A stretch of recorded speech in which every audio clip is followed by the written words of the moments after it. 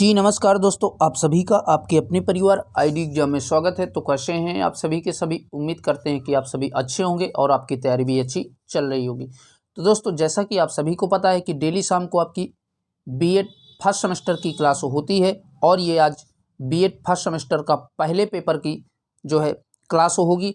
इसके पहले हमने कई क्लासेस करवा दिया है। जिन लोगों ने वो क्लासों को नहीं देखा है तो चैनल के प्ले लिस्ट में जा के देख सकते हैं। आज हम 5वें और 6ठे चैप्टर की बात करेंगे।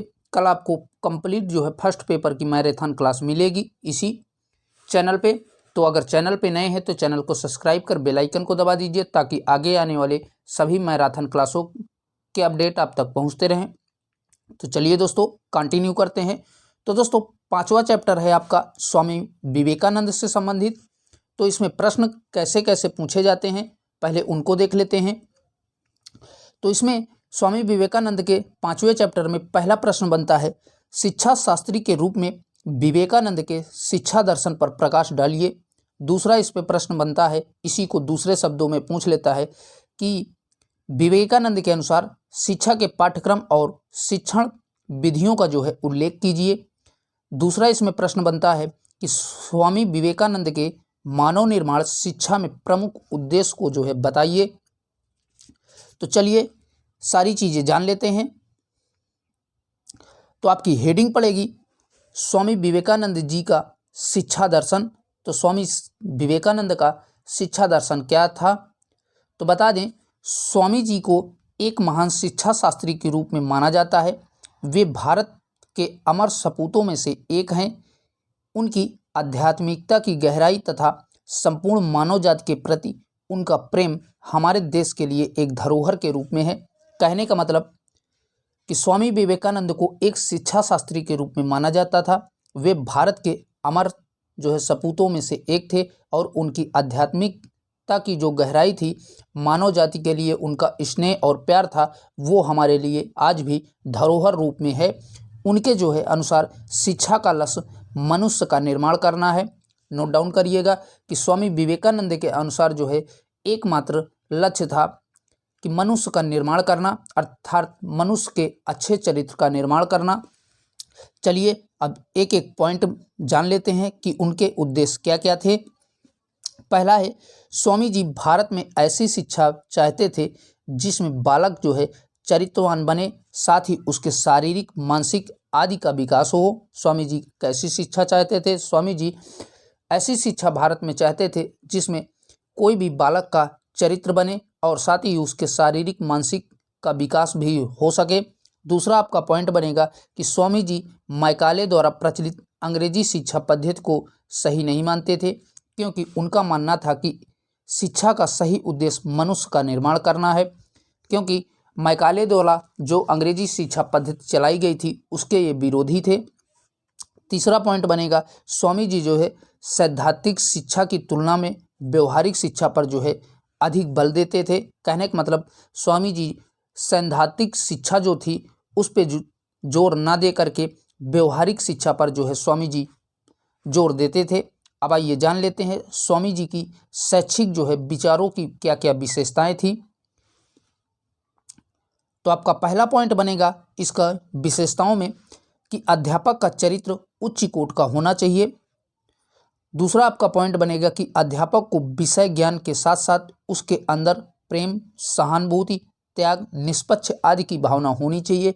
कहने का मतलब किसी भी अध्यापक के अंदर सहानुभूति, प्रेम, बच्चों के प्रति स्नेह आदि जो है निष्पक्ष भाव से होना चाहिए।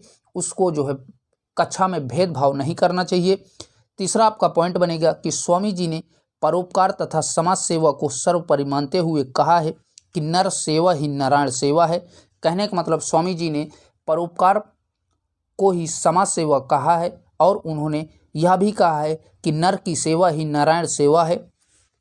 चौथा पॉइंट इस पे बनेगा आपका इसकी विशेषताओं में कि विद्यार्थी के लिए कहा गया है कि अपने आप को पहचानो, ज्ञान तो आपके अंदर है, उसे बाहर निकालो। ये स्वामी जी का जो है नारा था कि कोई भी विद्यार्थी है उसके अंदर असीम मतलब ज्ञान है और उसको पहचानने की उसको जो बस कमी है और उसे बाहर निकालना चाहिए। ठीक है, नोट डाउन कर लीजिए, फिर आगे बढ़ते हैं। अब आइए जान लेते हैं शिक्षा के उद्देश्य क्या थे स्वामी विवेकानंद के अनुसार। आपसे पूछ सकता है कि स्वामी विवेकानंद के शिक्षा के उद्देश्यों का वर्णन कीजिए अति लघु उत्तरी में। तो इसमें जो है इनका जो है मुख्य उद्देश्य था शारीरिक विकास करना, बौद्धिक एवं मानसिक विकास करना, आध्यात्मिक विकास करना, चारित्रिक, नैतिक और धार्मिक विकास करना, व्यवसायिक विकास करना और समाज सेवा। यही जो है स्वामी विवेकानंद के शिक्षा के मुख्य उद्देश्य थे। तो नोट डाउन कर लीजिए। अब बात करें इनके पाठ्यचर्या की कि उन्होंने जो है पाठ्यचर्या के बारे में क्या कहा है। तो पाठ्यचर्या जो है इनके स्वामी विवेकानंद के अनुसार शिक्षण विधि होनी चाहिए, अनुशासनशील पाठ्यचर्या होनी चाहिए, शिक्षक और शिक्षार्थी दोनों का इस पाठ्यचर्या में होना आवश्यक है और विद्यालय का होना भी आवश्यक है। अगर विद्यालय नहीं होगा तो पठन पाठन कार्य जो है असंभव रहेगा। तो ये जो है उनके अंतर्गत पाठ्यचर्या है। चलिए अब जान लेते हैं स्वामी जी ने मानव निर्माण में शिक्षा में विवेकानंद जी का क्या क्या योगदान रहा है। ये भी आपका लघु उत्तरी में पूछता है कि मानव निर्माण शिक्षा में स्वामी विवेकानंद का योगदान क्या रहा है। तो आइए इसके गुण जान लेते हैं। राष्ट्रभक्त बनना ये योगदान था कि लोगों को वो राष्ट्रभक्त बनाना चाहते थे। चरित्र निर्माण के गुण स्थापित करना चाहते थे। सेवा भाव अपनाना, स्वावलंबी बनना, आत्मविश्वास करना और संवेदनशील की भावना रखना, ये जो है स्वामी विवेकानंद की शिक्षा के योगदान थे। रविन्द्रनाथ टैगोर के शब्दों में अगर कहें तो रविन्द्रनाथ टैगोर ने जो कहा है, यदि आप भारत को जानना चाहते हैं तो स्वामी विवेकानंद जी के उद्देश्यों और आदर्शों का अध्ययन कीजिए। कहने का मतलब रविन्द्रनाथ टैगोर जी ने स्वामी विवेकानंद के बारे में कहा है कि यदि आप भारत को जानना चाहते हैं तो स्वामी विवेकानंद जी के उद्देश्यों और उनके आदर्शों का अध्ययन कर लीजिए, आप संपूर्ण भारत को जो है जान जाएंगे। तो ये रहा दोस्तों आपका 5वां चैप्टर, यहाँ से कंप्लीट होता है स्वामी विवेकानंद का। अब आइए बढ़ते हैं अगले नेक्स्ट चैप्टर पे, जो कि 6ठा चैप्टर गिज्जू भाई से रिलेटिव है, जो कि मोस्ट इम्पॉर्टेंट है। तो दोस्तों इसमें प्रश्न कैसे बनते हैं 6ठे चैप्टर से। पहला आपसे प्रश्न पूछ सकता है कि गिज्जू भाई के शैक्षिक विचारों की विवेचना कीजिए। दूसरा आपका प्रश्न बन सकता है बाल केंद्रित शिक्षा की संकल्पना क्या है। गिज्जू भाई के बाल शिक्षा संबंधी कार्यों की समीक्षा कीजिए। तो आइए पहले जान लेते हैं कि गिज्जू भाई कौन थे। बात करें गिज्जू भाई की तो गिज्जू भाई का बच्चों के प्रति अपार स्नेह के कारण जो है उन्हें बच्चों का गांधी कहा जाता था। कहने का मतलब गिज्जू भाई बच्चों से बहुत ही प्रेम करते थे। उनके इसी प्रेम स्नेह भाव को देख करके उन्हें बच्चों का गांधी कहा जाता था। उनका नारा भी था बाल देवा भव, ये जो है गिज्जू भाई का नारा था। बात करें गिज्जू भाई बालकों की शिक्षा के क्षेत्र में बाल्यावस्था की शिक्षा को जो है किशोरावस्था और युवावस्था की शिक्षा से अधिक महत्वपूर्ण मानते थे। कहने का मतलब बाल्यावस्था की शिक्षा को किशोरावस्था और युवावस्था की शिक्षा से जो है अत्यधिक महत्वपूर्ण गिज्जू भाई मानते थे। कौन सी अवस्था को? बाल्यावस्था को अधिक महत्वपूर्ण मानते थे किशोरा और युवावस्था की तुलना में। बता दें कि गिज्जू भाई का मानना था कि ज्ञान प्राप्त करने की बालक की अपनी कुछ स्वाभाविक आदतें होती हैं, जैसे ज्ञात से अज्ञातता में जाना, स्थूल से सूक्ष्म में जाना, अपनी उम्र के हिसाब से विकसित इंद्रियों द्वारा ज्ञान प्राप्त करना। यदि इन सब बातों को ध्यान में रखकर शिक्षण कार्य किया जाए तो यह अधिक प्रभावशाली होगा। कहने का मतलब इन सब बातों को अगर ध्यान में रख करके शिक्षा ग्रहण की जाती है तो वो शिक्षा मजबूत और टिकाऊ और अधिक प्रभावशाली शिक्षा मानी जाती है। अब आइए देख लेते हैं गिज्जू भाई की शिक्षण विधियाँ क्या क्या थीं। आपसे लघु उत्तरी में पूछ सकता है कि गिज्जू भाई और उसकी शिक्षण विधियों का उल्लेख कीजिए। तो पहली है जो है खेल विधि, दूसरी है प्रश्नोत्तर व पहेली विधि, तीसरी है योजना विधि, चौथी है नाटक व अभिनय विधि, पांचवी है व्याख्यान एवं उपदेश, छठी है कहानी तथा श्रावण विधि, सातवीं है अनुभव द्वारा तथा करके सीखना और आठवीं है मांटेसरी विधि।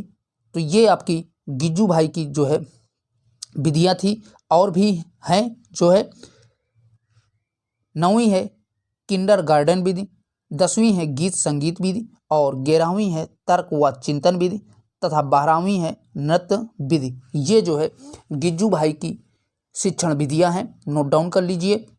चलिए आगे बढ़ते हैं। अब जो है आपसे पूछ सकता है क्वेश्चन अति लघु उत्तरी में गिज्जू भाई और पाठ्यक्रम, तो गिज्जू भाई के अनुसार पाठ्यक्रम क्या होना चाहिए।